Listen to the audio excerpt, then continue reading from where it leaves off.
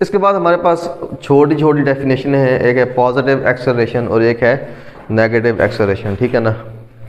तो उसको भी देख लेते हैं। पॉजिटिव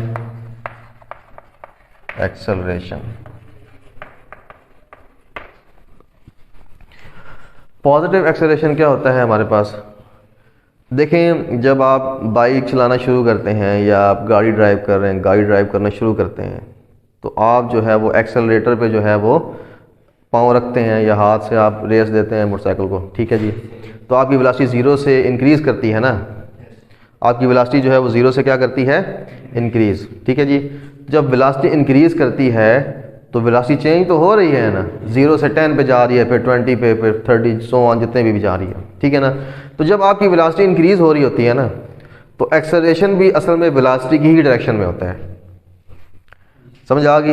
यानी कि एक्सेलरेशन जो है आपकी चेंज इन वेलोसिटी को सपोर्ट कर रहा होता है, तभी तो आपकी वेलोसिटी इंक्रीज़ हो रही होती है। समझ आ गई? इस वक्त जो है, यानी कि जब आप मतलब आपने रेस दी होती है या आपने एक्सेलरेटर दबाया होता है, तो इस वक्त जो आपकी वेलोसिटी और एक्सेलरेशन दोनों जो हैं वो एक डायरेक्शन में होते हैं।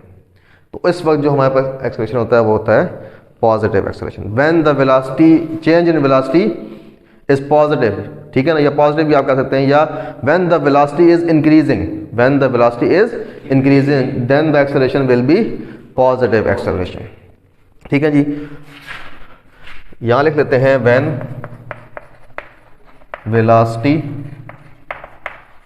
इज इंक्रीजिंग then velocity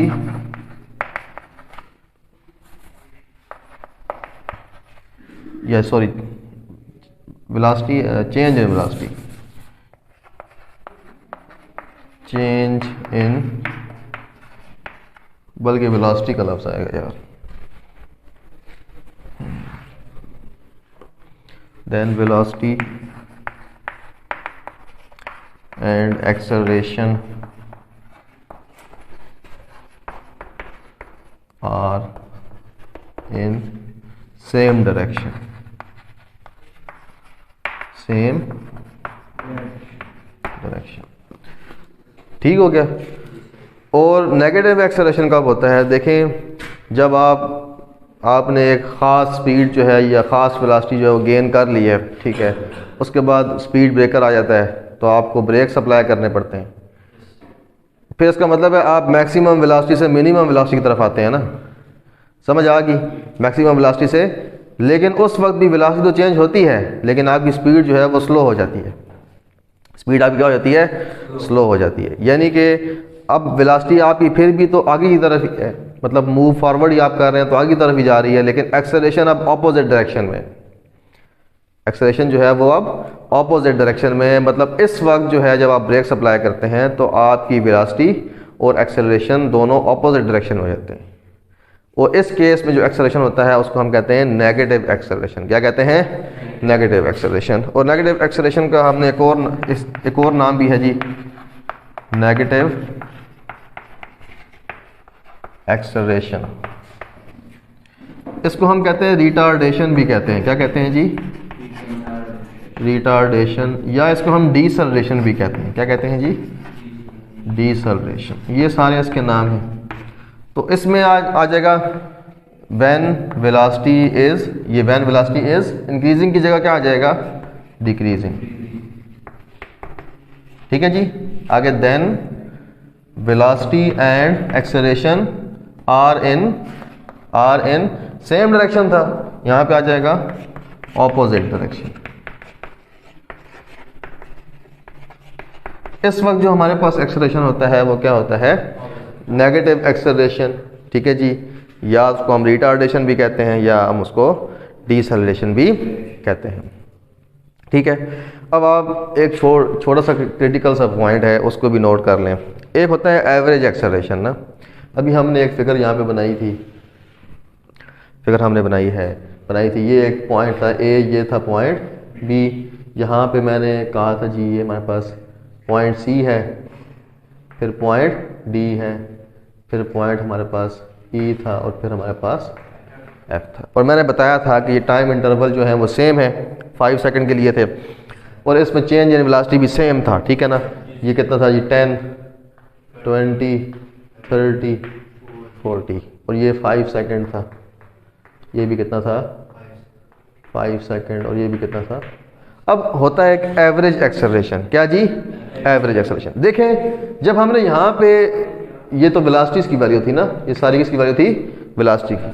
जब हमने अभी पीछे एग्जांपल में एक्सेलरेशन को कैलकुलेट किया था हमने, तो यहाँ पे एक्सेलरेशन कितना आया था, 2 आया था कि नहीं आया था, 2 मीटर पर सेकंड स्क्वायर आया था कि नहीं आया था, ठीक है ना।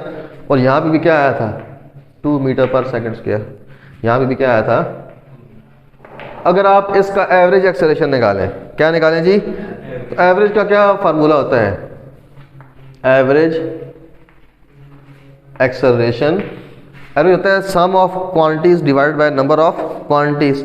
तो सम ऑफ क्वांटिटीज आप दे रहे हैं, कितना आ जाएगा 6, और नंबर ऑफ क्वांटिटीज कितनी है 3, तो एवरेज एक्सेलरेशन भी कितना आएगा, 2 ही आएगा कि नहीं आएगा।